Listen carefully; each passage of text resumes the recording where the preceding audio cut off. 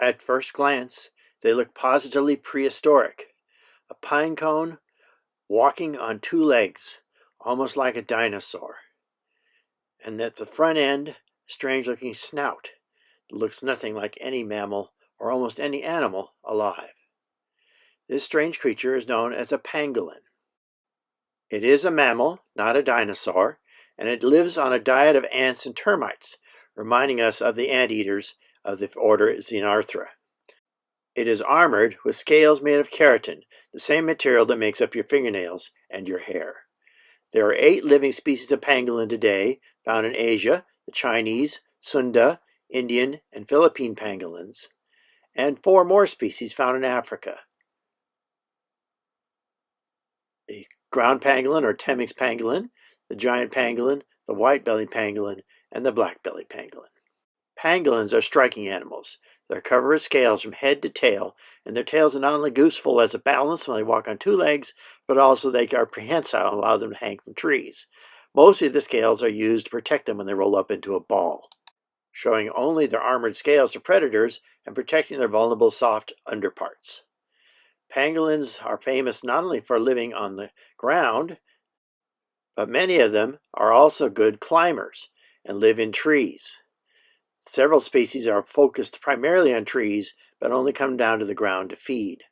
They use their digging claws as grasping claws when they climb, and they use their long, curled tail, which is very strong, not only to grasp branches as they climb, but in some cases, they're even capable of hanging upside down and using it as a prehensile tail, making them very, very adept climbers. It seems remarkable that such a heavily armored and short-legged animal is adept at climbing trees, but in fact, several species live almost entirely in trees and can do a very good job of climbing even the skinniest branches. Most of the time, pangolins feed on the ground, using their powerful front limb muscles and their sharp claws on their front limbs to dig deep into termite nests and anthills and dig burrows.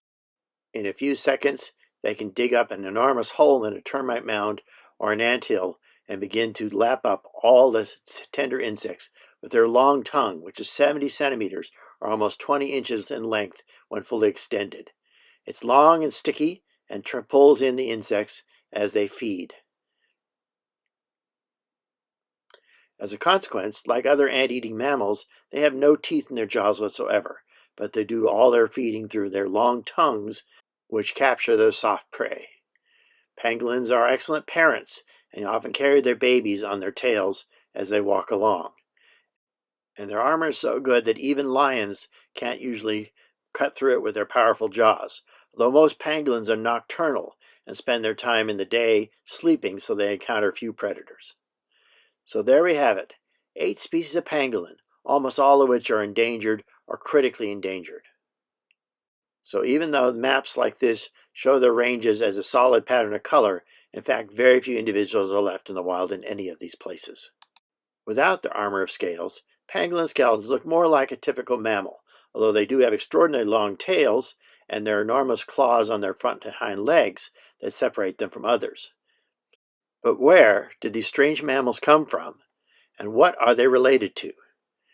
It turns out their fossil record was poorly known until fairly recently, but a number of discoveries from the famous oil shales of Messel in Germany, roughly 50 million years old, have given us extraordinary specimens that tell us much more. The most primitive of these are Euromanus and Eurotamandua. Eurotamandua, as the name implies, was thought to be a tamandua, or a climbing anteater, related to other anteaters, sloths, and armadillos.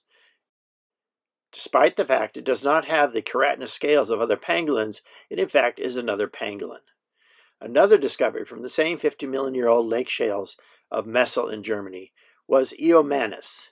Eomanus, as the name implies, is known to be a pangolin, and the fossilized scales are preserved along with the complete skeleton, showing us how early pangolins looked.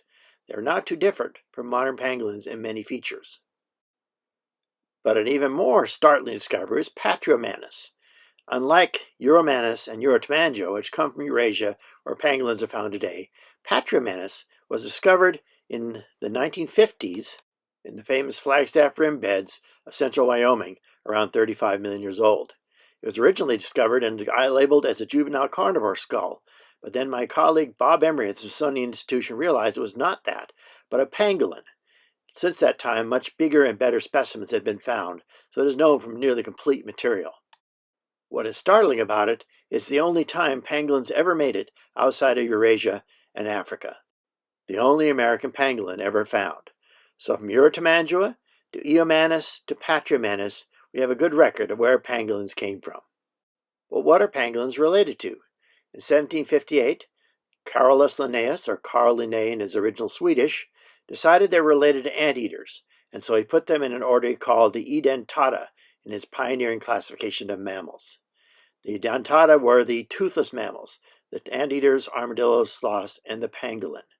And that name has still been used until recently, when pangolins are thought to be related to armadillos and anteaters. And it's easy to see why people might think that. Their skull, as I said before, has almost no teeth because they use their long, flexible, sticky tongue to feed, just like an anteater does. But when molecular biology studies were done in the 1990s and early 2000s, it turns out pangolins are not related to anteaters at all, but they're related to carnivorous mammals, like dogs, cats, and weasels. The long, toothless snout of anteaters and pangolins is an example of evolutionary convergence, and now we have identified the genes that shut off the development of teeth to produce a toothless snout for an animal that only eats soft insects and does not chew at all.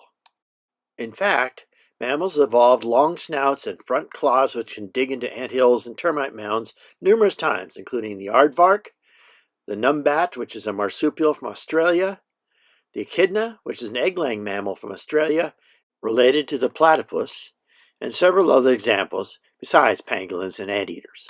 And all of those are from different branches of the mammalia, and yet they've evolved convergently to the same body form. After all, ants and termites are a tremendous food resource across the tropics around the world, and so it's not surprising it's evolved multiple times.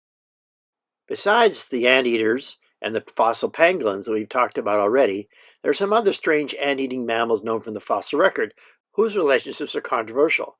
One of these groups is called the Paleanodonta, and this particular animal, Metachiromes, is one of the best known of them.